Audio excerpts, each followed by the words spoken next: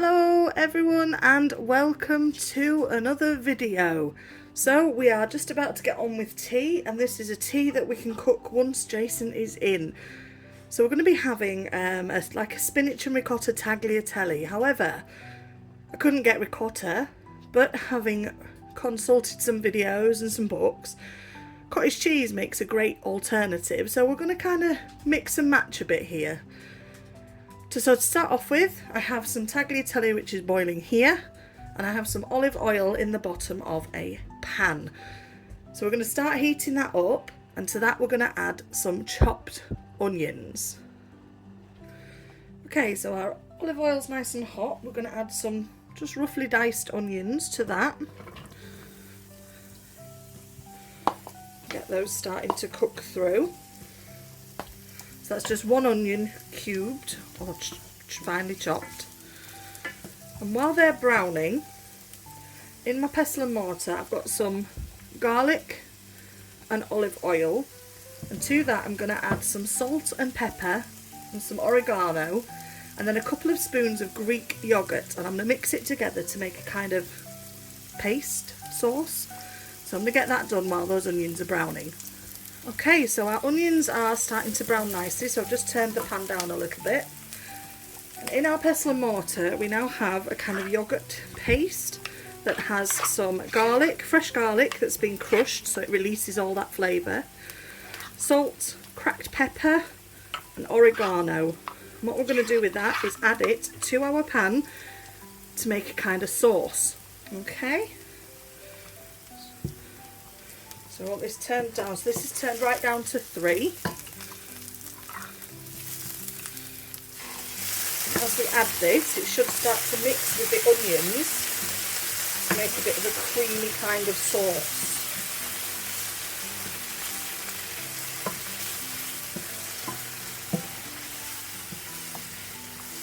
Which we're then going to wilt some spinach into. So spinach always looks like a lot before you put it into a pan. But when it's in, it really isn't. So I'm actually just tilting the pan to lessen the heat on it, so we don't want it overcooking. So this is going to make a nice creamy sauce without the calories of cream. And by using the pestle and mortar we can amalgamate all the flavours through the yoghurt. Getting a nice creamy sauce there. Smells lovely with all that garlic. So I'm just going to get the rest of this in, and then we'll get some spinach in. Okay, so you can see that sauce nice and creamy. It smells all garlicky. We're actually going to add our cheese next. So we're going to add some cottage cheese in place of ricotta. So the high curds in cottage cheese mean that it doesn't melt as quickly, so you still get those kind of bits of cheesiness throughout it. But we do want it to amalgamate with our sauce. Our tagliatelle is almost done. So you can see how it's leaving that nice texture.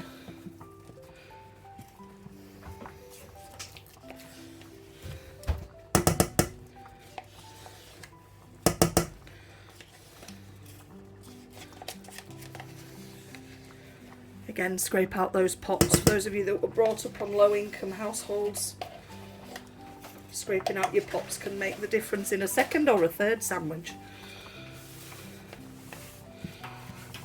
There we go. Okay, so now we've got our sauce that's nice and loose. We're going to add our spinach. So this is just baby spinach.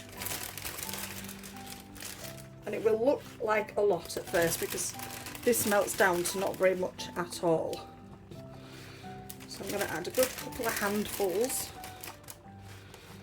and we're going to kind of steam it into the sauce. So we're going to let that steam into that sauce, and then it will be stirrable. So I'm just going to pop my lid on and let that reduce down with the heat so that we can make our spinachy cheesy sauce. Okay, so while this is all finishing cooking through, our pasta's done, we'll add that in a minute. I'm actually just going to add a little bit of Parmesan cheese just to up that flavour profile a bit. So these are just, it's Parmigiano Reggiano, I can't pronounce it. Sorry to any Italians, my pronunciation is horrendous. So a little bit of an update for the channel while this is just finishing cooking through. You'll start to see more on the gardening side of things because we're hoping to start getting some seedlings going this month, ready for spring, but they need to be started indoors because as of yet I don't have a greenhouse, so we need to start them inside. So those lumps you can see are just the curds from the cottage cheese. And as this cooks, it will naturally thicken with that spinach in. So yeah, we're hoping to get some seedlings on the go. I actually have some new veggies to try this year. We're going to get them going a little bit earlier, seeing as the tomatoes didn't ripen so well and took absolutely ages to come last year. So we're going to get those going earlier. Obviously, the usual strawberries and raspberries are already planted. They were pruned back. And we're hoping to get some cucumbers and lettuces and leeks and that kind of thing in this year as well. And depending on when I see seeds, once they're all in, hopefully we should have some homegrown veggies this year, which will be really nice. Hopefully it'll be a better year, fingers crossed, for some decent weather to ripen everything. Okay, so our spinach is all reduced into that. So you can see that full pack of spinach didn't leave all that much in terms of for the sauce, and I've just added a couple more spoons of Greek yogurt to this. And we're about ready for our pasta to go in and be coated, and then we can serve it up and feed Mr. Jason. Okay, so we've got our pasta stirred through, so what we're going to do now is serve this up and see what he thinks. Okay, here we go. He's back. I'm on a health kick now after wedding and my birthday and stag do. So this looks like it's the start of my health kick, this. Looks like it's good. Detox. No more takeaways. No, can't afford anymore. Lots of spinach. Ooh, down his top.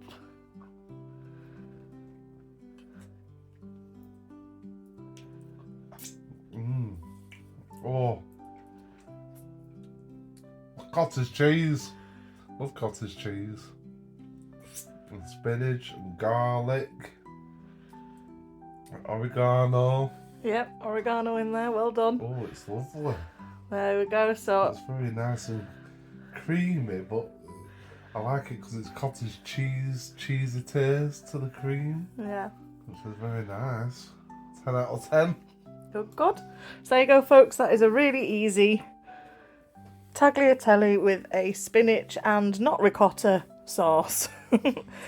I will see you on the next one. Thank you so much for being here. Thank you for watching. I love reading all your comments, and I will see you very soon. Bye.